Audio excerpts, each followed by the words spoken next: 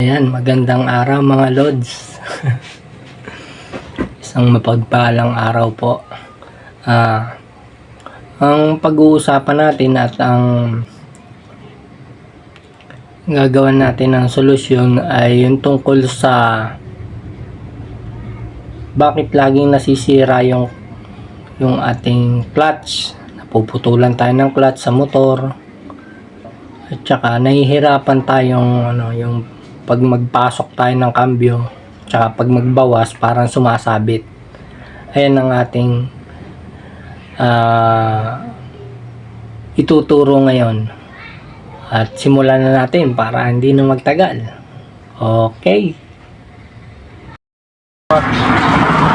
Kailangan po natin ng pang-kontra po. Ayan. Kaya nag-improvise tayo, nag-DIY tayo ng pang-kontra. Ayan, nakakita nyo. Ito ay plate lang din to. So, lalagyan lang natin dito.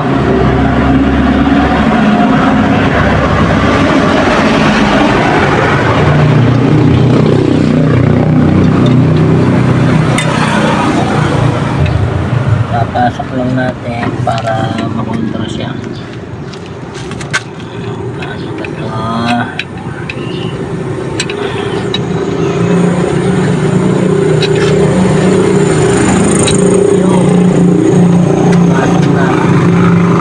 Pagbabaklasin natin, hindi na siya pang-kontra na siya.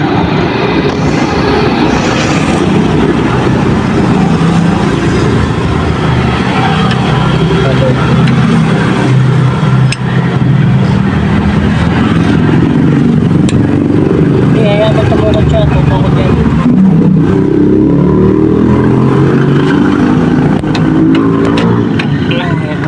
Matumukod, hindi matigas. Nakatuod. Hanap ng gamay. Ano yung braso eh. Yan.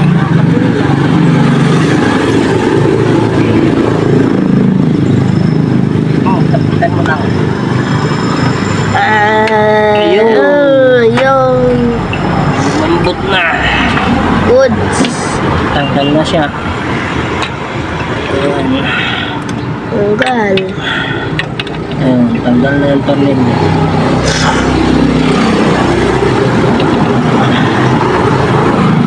Napakabisa. Okay, napakabisa ng ating pang-kontra. Natin. Gamit natin pang-kontra sa tag dito. Sa clutch hub. Saan na yung pagkakasunod nito? May washer. May washer. Washer.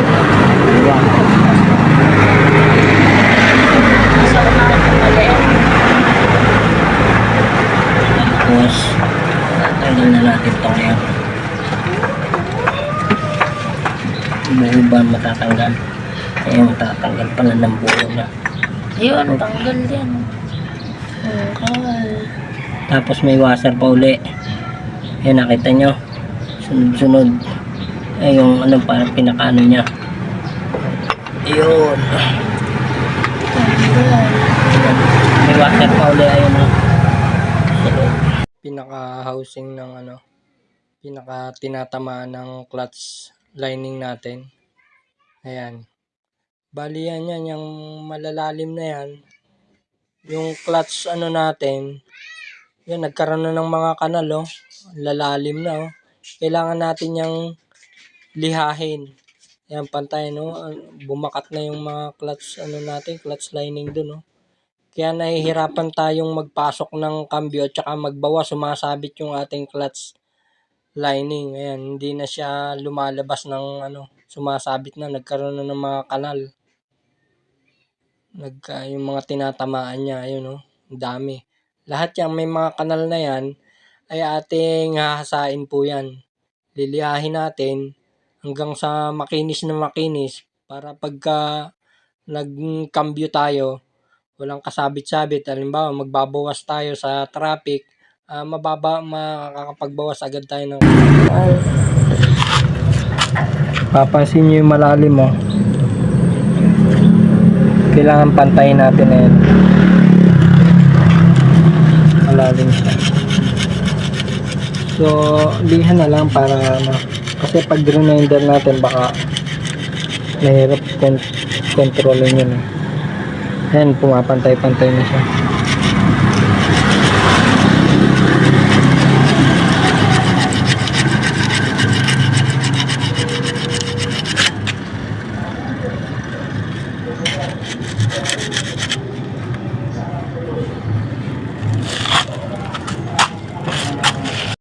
Nahasa na natin, wala na mga kanal-kanal. Malinis na siya, wala na, hindi na siya malalim. Kaya pwede na natin ibalik yung mga clutch lining at saka plate.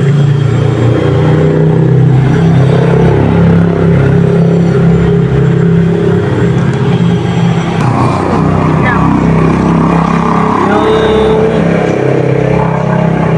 circle clip ng ating ano, yan, sinisira niya ito, nasira niya. Eh, nakalagay circle clip, ito bago. Tapos ito naman yung ano, yung dati oh. Yun oh. Nasira lang niya yung lalagyan ng circle clip. Ngayon, hindi na masyad ano na yan kasi nalinis na natin yung ano niya. Pero nagpa-ano na tayo, nagpa-machine shop na tayo ng mas matibay.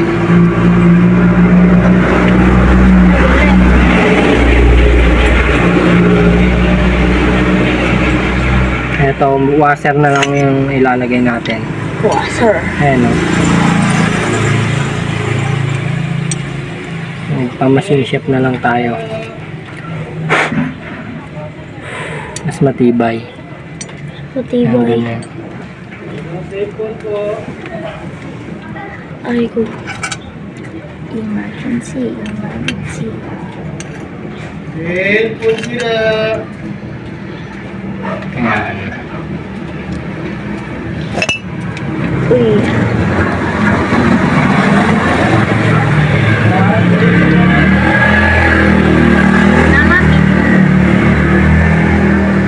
Kailangan din natin ang makina.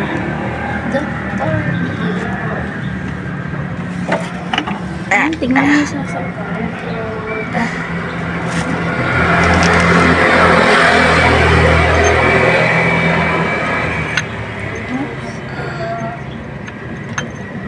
Yan.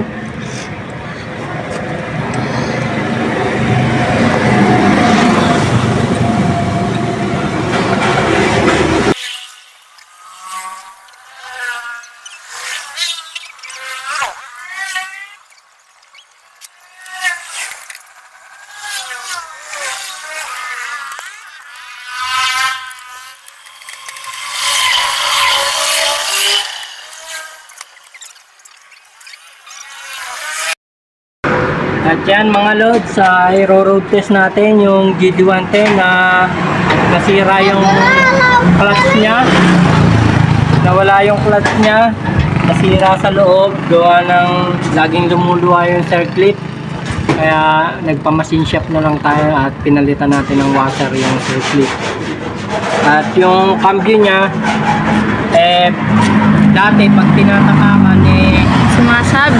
ayaw pumasok, sumasabit. Ngayon, i-road test natin, subukan natin kung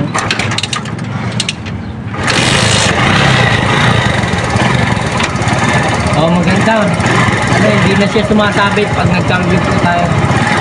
Kasi nahasa na natin yung mga kanal sa tinatamaan ng ating mga clutch lining.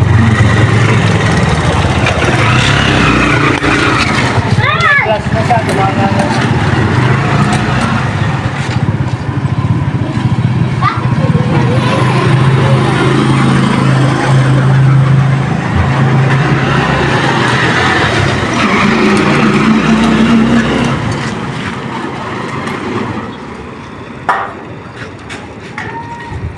Si Daddy.